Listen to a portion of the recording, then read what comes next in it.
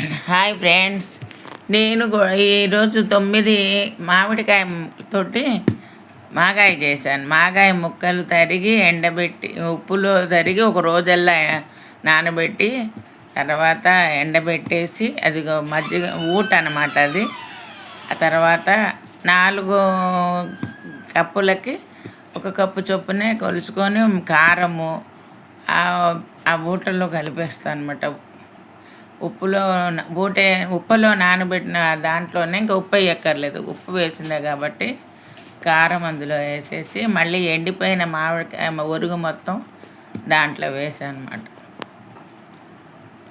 మాగాయ చాలా బాగుంటుంది టేస్ట్గా, అందుకని మాగాయ పచ్చడి చేసామన్నమాట. మాగాయ ఎక్కువ పప్పులోకి కూడా వేసుకోవచ్చు. మాగాయ కారం కలిపేసాము. దీంట్లో మళ్ళీ మామూలుగా నూనె కాచి ఆ నూనెలోనే మెంతిపిండి, ఇంగువ, కొంచెం ఆవపిండి కూడా దీంట్లో వేస్తే బాగుంటుందని ఒక 2 చెంచాలు ఆవపిండి కూడా వేసా. చాలా బాగుంటుంది. పసుపు వేసే ఊరవేసాం అనమాట. ఆవపిండి ఒక 2 చెంచాలు వేసాను. తర్వాత నూనె కాచి ఆవాలు, ఎండుమిరపకాయలు, ఇంగువ, మెంతిపిండి 2-3 చెంచాలు మెంతిపిండి వేసాను. ఇంగువ ఎల్జీ ఇంగువ వేస్తే మంచి వాసన వస్తుంది.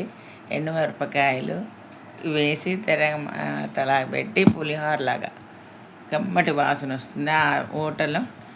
ఆ తర్వాత చల్లారాక మామూలుగా అందులో కలపటం అనమాట. చాలా బాగుంటుంది మాగాయ.